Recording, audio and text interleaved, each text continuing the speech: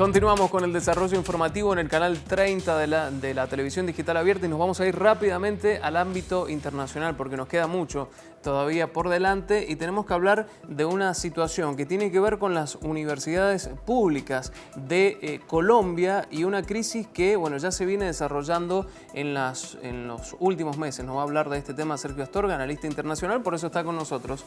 ¿Cómo estás, Sergio? Bienvenido. Muy bien, Lucas, gracias. Bueno, un placer que estés con nosotros como todos los viernes. ¿Qué pasa en Colombia con la universidad pública? Y digamos, bueno, estas últimas semanas ha sido novedad Colombia porque se han producido numerosas manifestaciones, más de 500.000 estudiantes y docentes están participando de paros e incluso cese de actividades de muchas universidades públicas en Colombia. Es una crisis sobre todo financiera. Convendría indagar un poquito porque sabemos que Colombia tiene un régimen que no es gratuito como el de la Argentina y tiene todo un sistema de cupos, pero bueno, ha entrado en crisis ya hace varios años y el movimiento estudiantil siempre ha sido protagonista de estas reivindicaciones, de estos procesos de lucha en articulación con otros actores sociales. Eso es relevante verlo. En la década de los 90, por ejemplo, el movimiento estudiantil fue uno de los motores de la reforma de la Constitución de Colombia, que se concretó en 1991, y luego, podríamos decir, 2011, 2013, se conformó la MANE, un movimiento amplio nacional estudiantil, que fue como el antecedente de todo el proceso de paz entre el gobierno y las FARC. Bueno, justamente, Sergio, uno de los reclamos del 10 de octubre, cuando se hizo esta movilización, esta marcha de estudiantes, de docentes, era mayor presupuesto para la educación pública, que el dinero de la guerrilla, por ejemplo, vaya a la educación. Decían algunos reclamos, ¿no?, en el ámbito internacional. Claro, la asunción del nuevo presidente Duque realmente ha ido acompañando este proceso de lucha y de reivindicación para el cumplimiento efectivo de ciertos derechos, como son la salud, la educación, y no solamente concretarse estos gobiernos neoliberales, como sabemos, han fortalecido siempre su matriz de seguridad o para los capitales nacionales con fuerte vinculación con el capital transnacional. Pero estas movilizaciones se están poniendo, en jaque el gobierno de Iván Duque, reclamando mayor financiamiento para las universidades públicas. Bueno, ¿cómo vive en carne propia un estudiante colombiano esta situación, esta crisis de financiamiento para la educación pública? Bueno, se lo vamos a preguntar a Carlos Alberto Tautiva, que es estudiante de la Universidad del Cauca, vocero nacional de Unicauca. Además, Carlos, muchas gracias por atendernos. Lucas Laborda y Sergio Astorga te saludan desde Mendoza, Argentina. Muy buenos días. Muchas gracias a Lucas y a Sergio por la invitación y precisamente por poder abrir este espacio de diálogo y de comunicación a nivel internacional para poder hablar de las crisis que hoy las universidades en Colombia atraviesan desde hace ya varias décadas. Y justamente, ¿cómo vivís, Carlos, como estudiante, esta crisis, este desfinanciamiento de la educación pública en Colombia? Bien, pues digamos que la crisis se refleja en diferentes elementos, ¿no? Desde temas de la matrícula, temas de deficiencias en el tema de bienestar universitario, planta docente, que nos hace falta profesores, cupos, hacinamientos en los salones.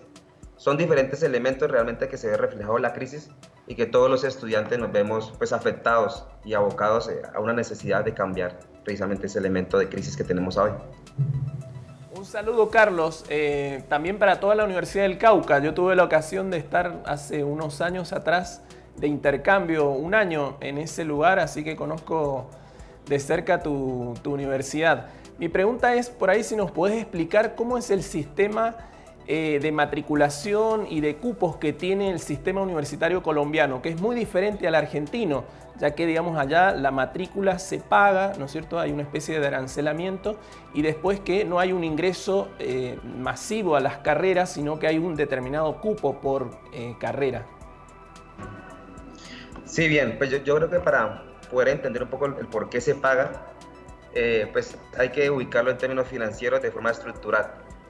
Digamos que en el año 92 se dicta la ley 30, que es la que regula la educación superior en Colombia, y allí se determina cómo va a ser el financiamiento de la educación superior. Básicamente desde el 92, 93 que entra en vigencia la ley, el presupuesto de la educación superior se congela. Se congela en la medida que crece, en la medida en que la inflación lo afecta. Entonces, lo que la inflación quita en términos adquisitivos al presupuesto, el gobierno lo repone. Y básicamente ese ha sido el aumento presupuestal a la base presupuestal de las universidades. Es lo que significa que presupuestalmente la universidad a hoy del 2018 es igual a la universidad del 93, porque el presupuesto ha sido congelado. ¿Eso qué significa? Eso significa que, pues que la universidad, independientemente de ese congelamiento, pues ha ido creciendo en cobertura, ha ido creciendo en planta docente, en infraestructura, en investigación, o sea, en todo lo que precisamente la universidad requiere hacer para poder desarrollar sus objetivos misionales. Pero como el presupuesto se ha mantenido constante, pues eso significa que las necesidades han crecido, pero hay una escasez de presupuesto natural allí, ¿sí? Entonces, allí precisamente inicia un proceso de desfinanciamiento, y las universidades requieren un autofinanciamiento de ese elemento, de lo que le hace falta. Entonces, hay universidades que tienen un autofinanciamiento del 60%. El 60% lo ponen en ellas y el 40% lo da el Estado. O 50 y 50, 45, 55. Hay diferencias en universidades, pero hay una situación crítica frente al autofinanciamiento. Carlos, entonces, precisamente... una consulta, nos llama la atención cómo está constituido el gobierno universitario, es decir, los consejos superiores, digamos, cómo está regulada el gobierno hacia el interior de las universidades públicas. Bien, digamos que eso está estipulada la composición del Consejo Superior por Ley 30. Entonces, lo que dice allí es que tiene un representante de la presidencia, un representante del Ministerio Educativo, un representante del sector productivo, tiene la gobernación, no sé cómo decirlo allá, si son los estados o son departamentos, pero pues digamos que acá son el gobernador, que es un ente elegido, bueno, un gobernante elegido por voto popular, sí. Esto que es el gobernador. También está un representante de los trabajadores, de los profesores, un representante de los estudiantes, son 9, perdón. El rector, que tiene voz, pero no tiene voto dentro del Consejo Superior, y son básicamente más o menos los que conforman el Consejo Superior. Bien. Carlos, finalmente te pregunto, y en base a todo esto que nos estás planteando, vos como estudiante, ¿sentís que peligra el futuro de la educación superior en Colombia en base a esta situación que también está involucrado el gobierno, claramente, de ese país? Sí, yo creo que es un temor a nivel nacional. Yo creo que las movilizaciones, que es tan grande que lo que ha habido este año en términos de movilización, no se debe simplemente a una coyuntura de un deseo simplemente estudiantil de querer salir a las calles y defender la universidad por todo lo histórico, sino que actualmente hay una serie de reformas que el gobierno ha tramitado y son bastante lesivas, como es el tema del nuevo programa Generación E, que es un programa de financiación a la demanda, la ley 1911, que es una ley de financiación contingente al ingreso, que genera un fondo solidario, entre comillas, en el cual busca generar autosuficiencia a partir de ese fondo para poder financiar la universidad, y de esa forma el Estado se desprendería de cualquier responsabilidad con la universidad, porque el fondo sería, entre comillas, autosostenible, ¿sí? En términos de que va a tener ingresos de diferentes fuentes. Entonces, sí hay un peligro, digamos, desde el esquema de financiación y otros elementos de autonomía, democracia y además, que son también reivindicaciones históricas.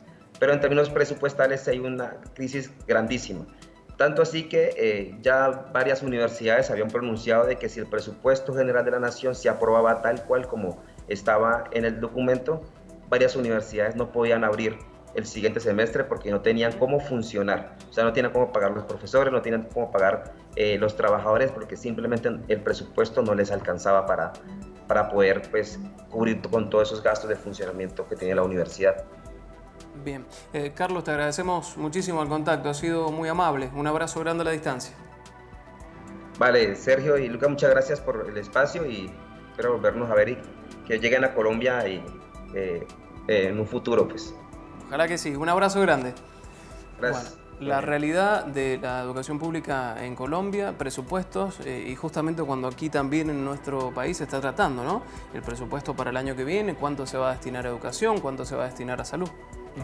Y vemos la heterogeneidad de los sistemas universitarios en América Latina. Nos contaba cómo se conformaba el gobierno y realmente es muy diferente a la Argentina. Y bueno, esto es un proceso de lucha que se está viviendo en Colombia, que incluso en Argentina algunos lo ven como un sistema universitario modelo o a seguir, porque Colombia tiene cerca de 50 millones de habitantes y solamente tiene 32 universidades públicas, casi la mitad que tiene la Argentina. Y después, bueno, tiene todo este sistema de arancelamiento y de cupos que realmente, bueno, ahí estamos viendo los efectos, ¿no es cierto?, de una crisis tremenda en lo financiero que está poniendo en jaque digamos, la continuidad de las universidades. Muy bien. Sergio, muchas gracias por estar con nosotros, ¿sí? Gracias, Lucas, a ustedes.